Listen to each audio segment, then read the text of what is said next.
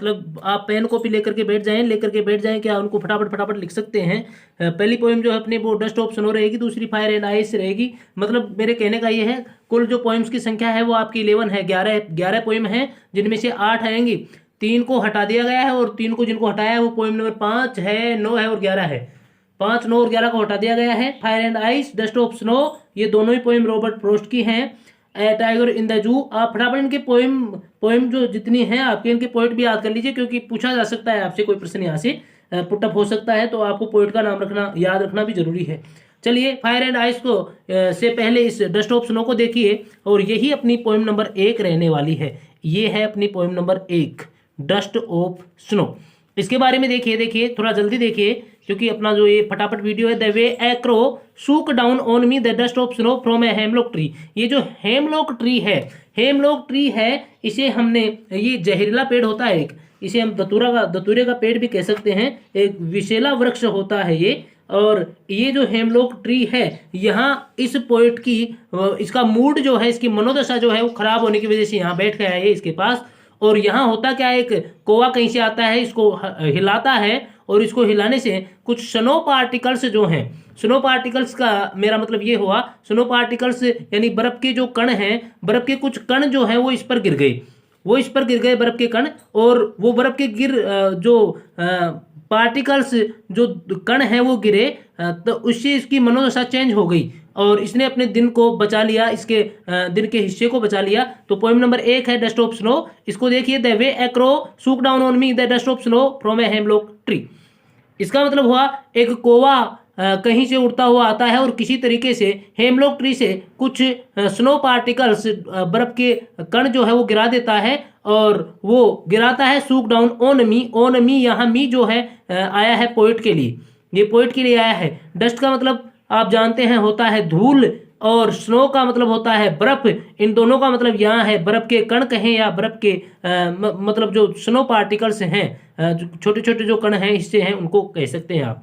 तो from a hemlock tree, यहाँ तक मैं मानता हूँ आप समझ गए होंगे। एक कवि जो है बैठा है एक पेड़ के पास, हेमलॉक ट्री के पास, और वहां से कौवा जो है वो गिरा देता है और वो कवि पर गिर जाते हैं किसी तरीके से। देख ली एक बार, देखिए थोड़ा सा यहाँ एक बात और समझ लेते हैं हम। ये जो क्रो है इसको हिंदी में लिखिए आप, क्रो, और इसको मी, ये है स्नो और ये है ट्री। अब मैं बात करना चाह रहा था राइम स्कीम की। राइम स्कीम का प्रश्न कई बार हो सकता है पूछ लिया जाए, हो सकता है, कोई जरूरी नहीं कि पूछेगा, लेकिन ये जो है आप हिंदी में पढ़ते होंगे। जैसे अब आपको मैं कोई दोहा बताऊं, बड़ा बया तो क्या बया, जैसे पेड़ खजूर होता है अंत में खैजूर है, और पंथी को छाया नहीं फल लगे अति दूर। तो ये तुकबंदी हो गई, ये खजूर और दूर ये आपस में मिलते हैं। ऐसे ही राइम स्कीम, इसको इंग्लिश में आप राइम स्कीम बोलते हैं। तो ये क्रो है मतलब पहले जब आप राइम स्कीम करेंगे तो अपना जो अल्फाबेट है, जो वर्णमाला है, उसमें सबसे पहले ए होता है, तो आप ए को लिख दें। दूसरा है मी क्रो में नहीं मिलता है, तो ए के बाद में कौन होता है, बी, यहाँ हम इसके लिए बी लिख देंगे। इसके बाद में देखो स्नो ए में या बी में किसी में मिलता है क्या, क्रो में मिलता है स्नो। क्रो के लिए हमने ए लिखा तो स्नो के लिए भी लिख देंगे ए, और ट्री ये मी में मिलता है, मी के लिए बी लिखा तो इसके लिए भी लिख देंगे बी। इस प्रकार से ए बी ये इसकी राइम स्कीम हो गई। अगर राइम स्कीम का से संबंधित कोई प्रश्न पूछ लिया जाए तो इस प्रकार से राइम स्कीम होती है। आप जल्दी इसको समझने का प्रयास करें। वैसे क्या ये इतनी सी बात बताने में शायद आधा घंटा 1 घंटा लग जाता है, लेकिन थोड़े समय में ये फटाफट दनादन वीडियोज हैं आपकी परीक्षा से पहले आपके पास। Has given my heart a change of mood and saved some part of a day I had rued का मतलब खराब कर देना, पछतावा करना, खराब कर देना या पछतावा करना, इस रूड का मतलब हुआ। हैज गिवन माई हार्ट का मतलब होता है दिल, अंतःकरण या मन। चेंज का मतलब बदलना होता है, मूड का मतलब होता है मनोदशा, इस मूड को कहते हैं आप मनोदशा। तो उसके बाद में देखिए एंड सेव का मतलब होता है बचाना। सम पार्ट का मतलब होता है हिस्सा या अंश, आप इसे कह सकते हैं हिस्सा या अंश। Has given my heart a change of mood, मेरी मनोदशा को परिवर्तित कर दिया है, मेरे मन को बदल दिया है। And saved some part of a day I had rued, और दिन का कुछ हिस्सा बचा लिया है जिसको मैं बर्बाद कर देता, जिसमें मैं पछताता रहता, पछतावा करता। इस प्रकार से ये अपनी पोइम है। अब प्रश्न देखो, जैसे यहां से पूछा जा सकता है where was the crow sitting, crow कोवा जो है कहाँ बैठा हुआ था, उसने उस पर क्या गिराए, डस्ट ऑफ स्नो। इस प्रकार से छोटे छोटे प्रश्न आप इनमें हल कर सकते हैं, इस प्रकार से वो पूछ सकता है। इससे पहले वो प्रश्न पूछे आपको थोड़ा सा इनका हिंदी अर्थ जो है वो जान लेना जरूरी है। चलिए फटाफट वीडियो में फिर आगे बढ़ते हैं और poem number 2 fire and ice की शुरुआत करते हैं। फायर का मतलब आप सभी जानते हैं, फायर का जो अर्थ होता है वो होता है आग। फायर का मतलब होता है आग, और ये आइस जो है इसका अर्थ होता है बर्फ, आप सभी जानते हैं। Fire and ice. अब देखिए यहां थोड़ा सा जो चेंज हुआ है, इसके जो पोइट हैं वो भी रॉबर्ट फ्रॉस्ट ही हैं। मैं आपको बता दूं, आपकी सुविधा के लिए बता दूं, पहली पोएम मतलब डस्ट ऑफ स्नो को रॉबर्ट फ्रॉस्ट ने लिखा है, दूसरी पोएम फायर एंड आइस को भी रॉबर्ट फ्रॉस्ट ने ही लिखा है। और इसमें जो है फायर एंड आइस दो बातें हैं। तो ये जो फायर है इसका मतलब हो गया तृष्णा, इच्छाएं, लालसाएं। इसका मतलब हो गया तृष्णा, इच्छाएं मतलब लालसाएं। और इस बर्फ, ये आइस का मतलब होता है बर्फ, और इस बर्फ का मतलब यहां है क्या, कवि के अनुसार यहां पोइम में क्या है, घृणा, घृणा, हेटार्ड। अब देखो इसको थोड़ा सा समझो। सम से the world will and in fire. कुछ लोग कहते हैं क्या, सम से का मतलब कुछ लोग कहते हैं, कुछ कहते हैं क्या, the world will and in fire, ये जो संसार है ना, संसार पूरा का पूरा विश्व, ये इसका अंत हो जाएगा, विल एंड है, इसका अंत हो जाएगा किससे, फायर से। फायर का मतलब हुआ क्या, आग, और आग का अर्थ यहां क्या है, तृष्णा। सम से इन आइस, और कुछ लोग कहते हैं आइस, आइस मतलब बर्फ, और बर्फ का मतलब मैंने आपको बताया क्या, घृणा।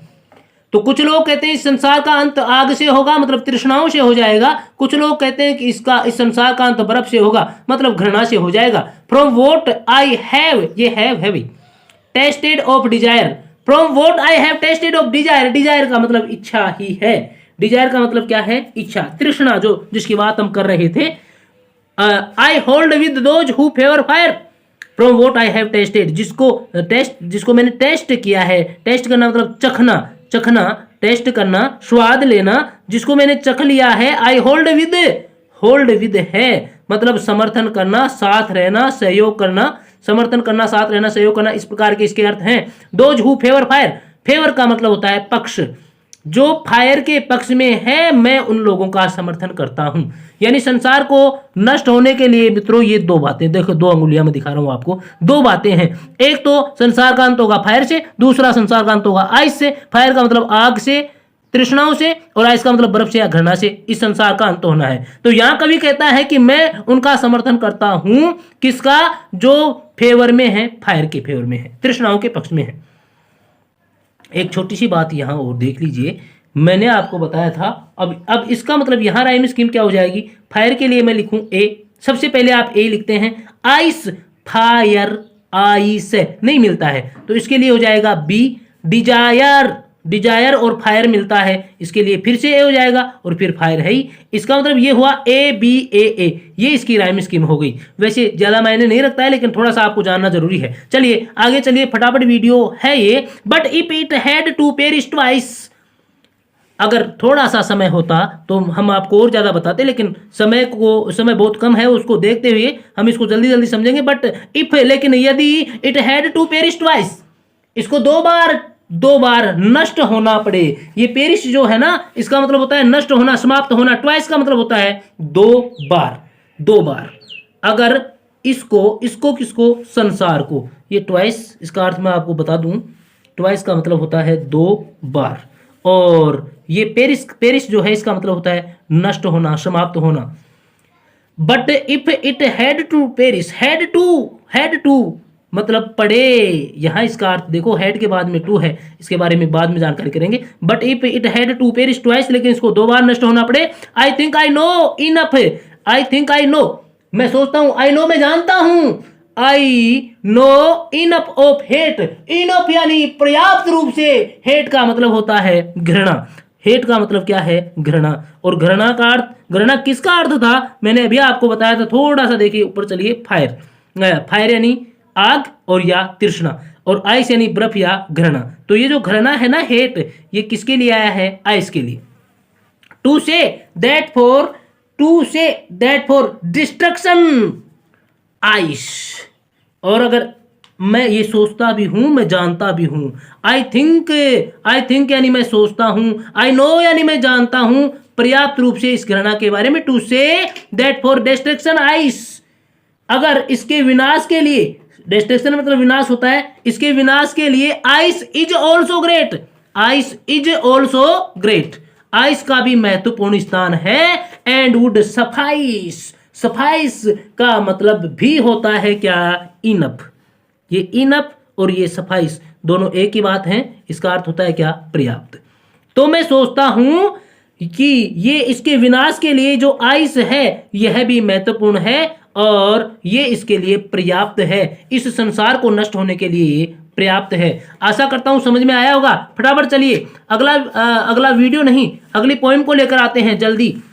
थोड़ा सा समय को देखते हुए आपके पास ये जो बोर्ड एग्जाम है, a tiger in the zoo, poem number 3 है आपकी, ए टाइगर इन द जू। इसका मतलब हुआ एक टाइगर जो कहां है, जू में है। जू का मतलब हुआ चिड़ियाघर, चिड़ियाघर में एक टाइगर। अब चिड़ियाघर में जो टाइगर है उसकी विशेषताएं कैसी कैसी हैं, उसके बारे में क्या क्या बताया गया है, ये इस पोएम में जो है वो बताया गया है। देखिए, ही स्टोक्स बोलेंगे इसको, stalks in his vivid strips नहीं stripes the few steps of his cage on pads of velvet quiet in his quiet rage, इसे आप बोलेंगे। तो अब देखिए, पहले आप इनके अर्थ देख लीजिए। स्टोक्स का मतलब होता है विचरण करना, स्टोक यानी विचरण करना होता है, यहां स्टोक्स है, इसका मतलब हो गया विचरण करता है, विचरण करता है। इन हिज विविड, विविड का मतलब यहां क्या है, जो चमकते हैं ना, जो चमकीले होते हैं ना, वो है यहां विविड, चमकीले, चमकीले या चमकते हुए, रंग बिरंगे आप इन्हें कह सकते हैं। स्ट्राइप्स, स्ट्राइप्स का मतलब वो देखो ऐसी जो धारियां होती है ना, ऐसी धारियां होती हैं टाइगर पर, उनके लिए बात बताई जा रही। तो इनको भी आप कहेंगे क्या, स्ट्राइप्स यानी धारियां। धारियां कैसी हैं, चमकीली या रंगीन। The few steps of his cage, few a few the few ये होते हैं, इनके बारे में भी मैंने आपके लिए वीडियो बनाया है। खैर यहाँ थोड़ा सा जल्दी आप इनको समझिए। द फ्यू स्टेप्स, स्टेप्स का मतलब होता है, स्टेप यानी कदम होता है। ऑफ हिज केज, और केज का मतलब होता है पिंजरा, आप सब लोग जानते हैं। ऑन पैड्स, पैड्स का मतलब ये जो नीचे वाला भाग होता है ना, तलवा, इन्हें कहते हैं वो पैड्स, पैरों का नीचे वाला जो भाग है, तलवा जिसे आप कहते हैं। वेलवेट, ऑफ वेलवेट है ना, वेलवेट, वेलवेट का मतलब होता है मखमल, वेलवेट सुनो ना, वेलवेट। तो वेलवेट क्वाइट, क्वाइट का मतलब होता है शांत, बिल्कुल शांत रहने वाला, क्या है, क्वाइट, शांत, शांत होने वाला।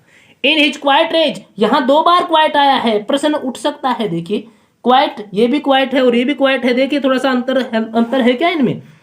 क्वाइट शांत होना, और रेज का मतलब होता है अपना जो एंगर होता है ना, एंगर, क्रोध, गुस्सा, उसे कहते हैं क्या, रेज। अब फटाफट इसका अर्थ समझ लीजिए। वो देखो, वो जो टाइगर अपने मतलब द फ्यू आया है, a few, few a few और द फ्यू, ये द फ्यू जितने कदम वो चल सकता है उतने कदम अपने पिंजरे में चलता है ये टाइगर, और उतने कदम वो जो चलता है वो किसके बल पर चलता है, कैसे चलता है, वह विचरण करते हुए चलता है।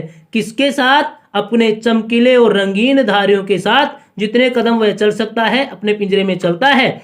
On pads of velvet quite, जिसके पैड्स जो हैं, जिसके गद्दीदार पांव जो हैं, मखमली पांवों के साथ, अपने मखमली पांवों के साथ, रंगीन धारियों के साथ वह बाघ अपने पिंजरे में घूमता रहता है, क्योंकि उसका जो स्थान है ना मित्रों, वो स्थान सीमित है, अपने पिंजरे में वो चलता है, और उसके पैर जो हैं वो बिल्कुल शांत हैं। लेकिन इन हिज क्वाइट रेज, कैसा है वो, अपने शांत गुस्से में है। उसका जो गुस्सा है ना वो अंदर वाला गुस्सा है, मतलब वो एक जो टाइगर होता है उसे चारों ओर घूमना चाहिए, उसे घूमना फिरना चाहिए, लेकिन जो जू में टाइगर है उसके हालात ऐसे होते हैं कि वो घूम फिर नहीं पाता है।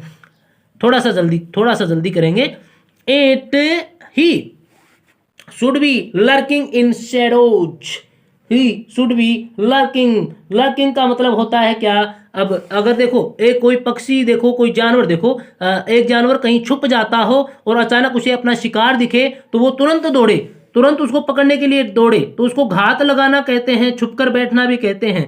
अब यहाँ देखिए थोड़ा सा कॉन्ट्रास्ट है, मतलब ये तो एक पिंजरे का बाघ है जो बेचारा बस अपने अपने उस पिंजरे में घूमता है, बस उसके देखो कितना सुंदर शरीर उसका यहाँ दर्शाया गया है और वो केवल अपने पिंजरे में घूमता है। लेकिन यहाँ देखिए फिर इसके बाद में देखो कॉन्ट्रास्ट है, ये विरोधाभास है।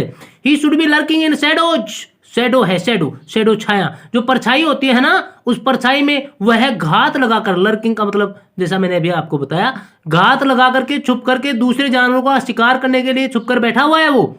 स्लाइडिंग। स्लाइडिंग का मतलब होता है धीमे धीमे धीमे धीमे खिसकते हुए या सरकते हुए भी इसे कहते हैं। थ्रू लॉन्ग ग्रास, लंबे लंबे घास में से। और उसके बाद में है कहाँ? नियर। नियर का मतलब होता है पास में। The water, water hole. Water hole का मतलब हुआ जलाशय, जल के लिए, जो जल के जो स्थान है वहां जहां वेयर प्लम्प, प्लम्प होता है मोटा ताजा, डियर मतलब हिरण, पास यानी गुजरते हैं, जहां से मोटे ताजे हिरण गुजरते हैं पानी पीने के लिए। जिस जलाशय पर वो आते हैं उसी जलाशय के पास ये जो बाघ है ना, जंगल वाला बाघ, ये चुप करके लंबे ग्रास में, लंबे लंबे घास में सरकता हुआ, धीमे धीमे खिसकता हुआ वहां शिकार के लिए घात लगाए हुए बैठा रहता है और उनके पास आता है। मतलब ये स्वतंत्र है, इसको अपने पिंजरे में नहीं घूमना होता है, ये बात यहां बताना चाहता है कवि। अब देखो तो वह इस प्रकार से रहा होगा, उसे इस प्रकार से रहना चाहिए, ये बात है। He should be snarling around houses. Around houses मतलब घरों के चारों ओर। स्नार्लिंग का मतलब होता है दांत, अपने जो दांत होते हैं ना, उन दांतों को दिखाते हुए वो जो गुर्राता है। तो और इसका मतलब इसके बाद में देखो ये क्या है अपना, around houses at the jungle's edge. जंगल के किनारे पर कैसा? Baring his white fangs. Fangs मतलब दांत होते हैं। His claws terrifying, tearing the village. Tearing का मतलब यहाँ आतंक फैलाना है, आतंक फैलाते हुए, ये टेरराइजिंग है, आतंक फैलाते हुए, दहशत फैलाते हुए वह घूमता है। इसका मतलब ये हुआ अब ये जो बाघ है वो भी जो है वो अपनी इच्छा से घूम रहा है, अपनी इच्छा से ही घूम रहा है। और अपनी इच्छा से कैसे घूम रहा है वो देखो, एक बार फिर से देख लो। अब भाई कोई जंगल है और जंगल के पास में कोई बाघ है, अब वो बाघ जाता है चारों ओर घूमता रहता है, तो वो घरों के चारों ओर घूमता है और किस प्रकार से घूमता है? स्नार्लिंग, अपने दांत, उसके जो दांत हैं उनको, दांतों को दिखाते हुए, जोर जोर से गुर्राते हुए वहां घूमता है। एट द जंगल से एज। ये जंगल, जंगल से एज का मतलब जंगल, जंगल के बाहर जब वो जाता है तो जंगल के एज पर, उसके किनारे पर, किनारों किनारों पर जो गांव, बस गांव है, बसे हुए हैं, बस्तियां हैं, वहां पर ये बाघ जाता है, खुला होकर जाता है, ये स्वतंत्र है। और क्या है? Bearing each White Fang. Bearing मतलब यहाँ, यहाँ बेरिंग का मतलब है दिखाते हुए, शो करते हुए, क्या? अपने फैंग, अपने दांतों को। वही बात है जो यहाँ है, वही बात है यहाँ है। वो अपने सफेद सफेद दांतों को दिखाते हुए, और क्या? हिज क्लाउच। क्लाउच का मतलब होता है, आप सब जानते हैं, पंजे। इसका अर्थ होता है क्या? पंजे। अपने पंजों को दिखाते हुए, और क्या? Terrorising the village. विलेज गांव को, पूरे गांव को वो आतंकित करता है, आतंक फैला देता है, दहशत फैला देता है, पूरे गांव के लोगों को वो डरा देता है। ऐसा टाइगर होता है कौन सा? जो टाइगर जू में नहीं बल्कि फॉरेस्ट में है। देखिए थोड़ा जल्दी जल्दी चलेंगे। But he's locked, but he's locked in a concrete cell. थोड़ा सा ध्यान से देखिए, को वो लोक्ड है, लॉक का मतलब ताले में बंद है, वो कहाँ है? ताले में बंद। अब ताले में जो बंद है वो कौन सा हो गया? जू वाला। जू वाला जो टाइगर है उसके बारे में अब बात आ रही है। क्या? But he locked in a concrete cell. Cell का मतलब होता है क्या? कोठरी। कोठरी का मतलब वो अपनी जो, वो जो ये है, इनका पिंजरा जो है, जो लोहे की मजबूत सलाखों से बना हुआ है, तो सलाखें या कोठरी इसे आप कह सकते हैं। कंक्रीट का मतलब होता है कंक्रीट का बना हुआ, या इसे आप मजबूत भी कह सकते हैं, इसे आप कठोर भी कह सकते हैं। कठोर या मजबूत या कंक्रीट का बना हुआ, इस प्रकार से आप कह सकते हैं। ये अंधेरी कोठरी होती है, कोठरी है, या मतलब उसके लिए जाल है, या मतलब उसके लिए जेल है, या मतलब उसके लिए पिंजरा है। तो वह पिंजरे में बंद है। हिज स्ट्रेंथ बिहाइंड बार्स, देखिए उसकी जो स्ट्रेंथ है, स्ट्रेंथ का मतलब शक्ति है, ताकत है, वो पीछे है। किसके पीछे है? बार्स के पीछे है। बार्स का मतलब यहां हो गया सलाखें, वो जो सलाखें है ना उसके पिंजरे की, उसके पीछे इसकी शक्ति छुपी हुई है। Stalking the length of his cage, stalking जो चलता रहता है, मैंने आपको सबसे पहले बताया था इस पोएम में, स्टॉक यानी चलता रहता है, विचरण करता है, घूमता है। स्टॉक्स द लेंथ, लेंथ का मतलब होता है लंबाई, ऑफ हिज केज अपने पिंजरे की, अपने पिंजरे की जितनी लंबाई है उसमें वो चलता है। कैसे? इग्नोरिंग विजिटर्स, इग्नोरिंग का मतलब हुआ क्या? उपेक्षा करते हुए, नकारते हुए, न ध्यान देते हुए। किसका? विजिटर्स का। विजिटर्स कौन होते हैं? जो घूमने वाले होते हैं, जो भ्रमण करने वाले होते हैं, जो यात्री होते हैं और जो आगंतुक होते हैं, जो वहां जू में उनको देखने के लिए आते हैं, उनको वह उनकी उनकी उपेक्षा करता है, उनकी ओर वह ध्यान नहीं देता है, क्योंकि वह इस समय पिंजरे में बंद है। ऐसे हालात हैं केज्ड टाइगर के, टाइगर जो पिंजरे में बंद है। तो देखिए महत्वपूर्ण प्रश्न, यहाँ प्रश्नों में प्रश्न बन सकते हैं, जो फ्री टाइगर है वो कैसा है और जो पिंजरे में बंद है वो टाइगर कैसा है। इस प्रकार के प्रश्न पुटअप हो सकते हैं, तो आप इनको ध्यान से पढ़िए। इसके बाद में देखो, he hears the last voice of night, last voice अंतिम आवाज सुनता है। तो ये टाइगर जो है, यहाँ वाली जो बात है वो परतंत्र है, दूसरों पर निर्भर रह रहा है बेचारा। ये फिर देखो यहाँ, he hears the last voice at night, the patrolling cars, and stars with his brilliant eyes at the brilliant stars। Brilliant और ब्रिलियंट दो बार आया है, बहुत अच्छी बात है यहाँ। ब्रिलियंट, ब्रिलियंट मतलब जहां ताकत है ना वहां ताकत, मजबूत चीजों को देखने के लिए मजबूत आंखें होनी चाहिए, बात यह है।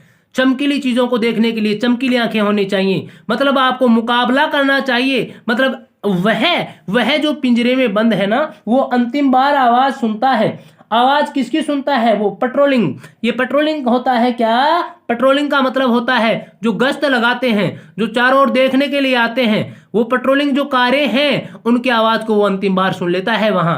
और फिर एंड स्टेयर का मतलब होता है घूरना, एक टक देखना, एक टक देखना या घूरना, इसे कहते हैं स्टेयर को। स्टेयर का मतलब होता है घूरना या एक टक देखना, एक टक देखते ही रहना। और वह एक टक देखता रहता है, किसको देखता है? विद हिज ब्रिलियंट आइज, अपनी चमकीली आंखों से, अपनी चमकीली आंखों से, एट द ब्रिलियंट स्टार्स, चमकते हुए सितारों को वह देखता रहता है। इसका मतलब यह हुआ वह अपने चिड़ियाघर में जो बंद है वो अपनी स्वतंत्रता को दिखा नहीं पाता है। और कवि की जो कल्पना है वो कल्पना ये है कि उसको वो जो इस प्रकार से अपनी चमकीली आंखों से वहां निहारता रहता है, देखता रहता है। इस प्रकार से एक टाइगर को नहीं होना चाहिए। कवि के अनुसार यहाँ जो टाइगर है जो पिंजरे में बंद है वो केवल दिखाने के लिए नहीं, बल्कि वह जहां उसका निवास स्थान, प्राकृतिक निवास स्थान है, कौन सा? जंगल, वहां ही उसको होना चाहिए। क्योंकि ये जो परतंत्रता है ये पीड़ादायक है, ये कष्ट देने वाली होती है। और इसके बाद में देखिए, इसके बाद में थोड़ा सा मैं यहाँ आपको बताना चाहूंगा कि जो आपका जो लास्ट टाइम जो चल रहा है उसके अनुसार मैं आपको थोड़ा सा बताना चाहूंगा। इस समय आप थोड़ा सा धैर्य रखें, और थोड़ा सा धैर्य रखने का मतलब ये मेरा ये हुआ, पोएम नंबर 3 आपकी समाप्त हो चुकी है। ये 3 पोएम पढ़ाता, अगर मैं क्लास में ऑफलाइन पढ़ाता तो कम से कम 3 दिन मतलब 3-4 पीरियड, मतलब 3-4 घंटे लग जाते हैं इनमें। लेकिन थोड़ा सा हम जल्दी चल रहे हैं तो कहीं आप इनमें देखिए। अगली पोएम है अपनी पोएम नंबर 4, वो how to tell wild animals है। If ever you should go by chance, यहां मतलब बात ये है, ये जो पोएम है पोएम नंबर 4, वीडियो मेरे हिसाब से थोड़ा सा बड़ा हो चला है, तो चलिए मैं अगले वीडियो में इसके लिए एक दूसरा वीडियो बनाता हूं। और आप लाइक कमेंट शेयर करना मत भूलना। आपके जो साथी हैं जो पढ़ रहे हैं आपके साथ, उनके पास शेयर जरूर करें, हो सकता है थोड़ा सा फायदा इनको देखने से मिल जाए। तो बहुत बहुत धन्यवाद आपका धैर्य से सुनने के लिए, देखने के लिए। पेन कॉपी साथ ले लीजिए, फटाफट इनको याद कर लीजिए। एक बार हिंदी में अगर आप याद कर लोगे, अंग्रेजी में आराम से कर पाओगे, ऐसा मेरा मानना है। तो have a nice day, good luck. आप अपनी परीक्षाओं के लिए तैयार रहें। और 10वीं के ये जो जितने भी वीडियोज हैं मैं कोशिश करूंगा कि जल्दी आपके लिए लेकर आऊं। धन्यवाद।